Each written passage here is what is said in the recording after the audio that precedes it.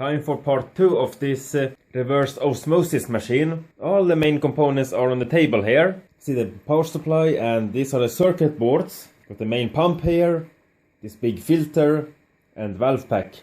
We have already taken a look inside of this power supply. The output cables here. This is the 230 volt output that goes into this circuit board here. And this circuit board switches these special things here. Look at them. I didn't know that, but these two are actually heating elements. They are warming up the water, and they have multiple connections, so you can have different powers. And this one here contains some relays, and I think those are solid state relays. Now if I have a look at the main circuit boards here, we've got the high voltage part, got the mains here. We've got a bunch of optocouplers, some relays, and here it goes out to these heaters. Got two relays and two solid state relays for changing between the different power settings. And we've got some MOVs here and some MOVs here. These relays are 24 volts, same as these solid state relays. They're getting power from this main board here. And if I look at the main board, there's not so many components. We got the main microcontroller here with this crystal. We got a bunch of logic. Here's all the input outputs from the sensors. The main cable that comes in. These wires here goes to these connectors that you had on the back. That connects to the dialysis machine. There's some programmable memory. And over here we got another isolated power supply and relay. And a bunch of optocouplers, because you maybe have some mains problem here. You don't want that into your dialysis machine. And here we got a lithium battery, lithium backup battery, maybe for this memory here. This is quite interesting. We got a bunch of wires here, pretty many signals going into this board. Got some kind of MOSFET here and some chip, bunch of diodes, a relay. And this wire goes to this fan. That's a lot of electronic components you need to run a fan at the right speed. 24 volts DC, 45 milliamps, made in Hungary. And here we can see the motor connector that goes to the motor. We got those two leads here going into those two resistors. So maybe we can hack this motor to run. It should have a pretty high pressure pump out of it. That one goes here from the resistor into this transistor, so maybe you can ground that and the pump turn on. This one here, the white one, goes under the board. The long wire going into this microcontroller, so that's maybe a speed or current sensing, and maybe some other feedback from its other wires. I think you just need to ground one of these, or maybe put a PWM signal in it, pin to make it run in different speeds. And if I have a look at the pump here, this thick cable should be connected directly to the pump here, like this. And these thin wires here that was going to the main board are controlling the speed of it. This looks like a stepper motor actually, but no, it is actually a three-phase motor. And this thing on the top here is a one of these that we call ESC for brushless DC motors, electronic speed control. So it should be some big transistors in here in a three-phase half bridge, or three-phase full bridge, should I say.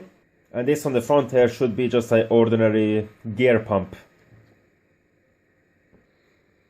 Here you can have a look at this valve pack. So yes, normal solenoids with a little spring. Yes, I'll unscrew the rest of it. They're quite nice solenoids. I wonder what I can use them for. I wonder how these two pieces of plastic are connected together. Looks like there are some screws here. I can reach them from the holes. Look at that, there's a bunch of holes here with screws in them. Now all the screws are removed. Let's separate. Some left. Here we go. Here we can see the valves. Some rubber.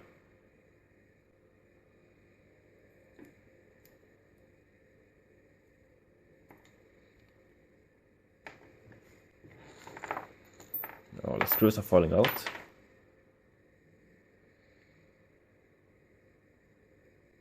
Dripping water everywhere. And I really like that I have used these inserts. Not inserts. Very nicely.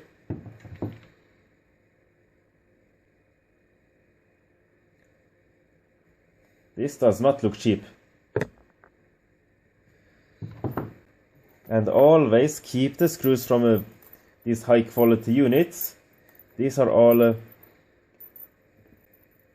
pretty high alloy stainless. So there's all the screws from that. Yes, here's the power supply again. I didn't find where this connector should be connected to. So I think they have taken this circuit board that this wire was connected to. And there was another wire, a flat flex, that was connected to should be connected to the same circuit board, but it went nowhere. So the circuit board has disappeared. Now let's have a look at this reverse osmosis filter. I've already taken the screws out, so we can just pull this thing out from here. Here you can see this is one intake here. It should go to that one, and these two are going to these two holes here. So if you want to back flush it, you need to put the fluid in this way, but in normal use you're just taking the water out of here. And here's the roll inside of it. Looks like a huge capacitor. Can I just pull it out like this? Maybe it's very heavy. I need to find some towels because this thing is wet. So yes, towel is ready. Let's pick it up. Is it stuck now? No, here it goes.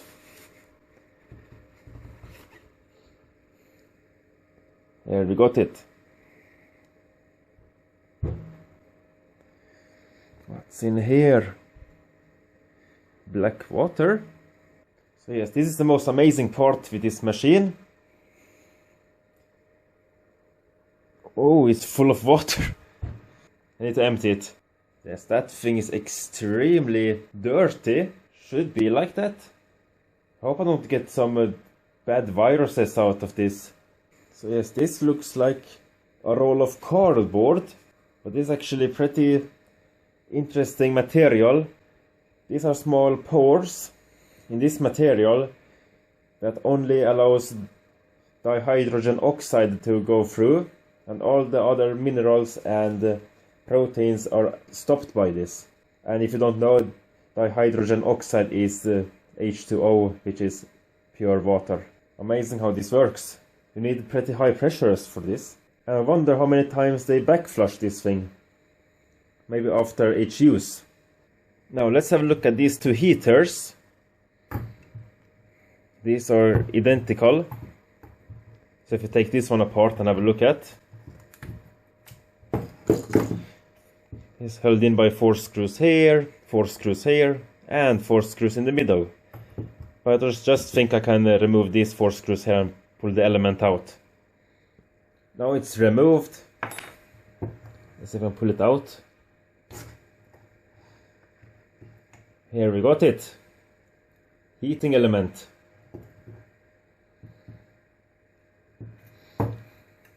This is nice, look at that.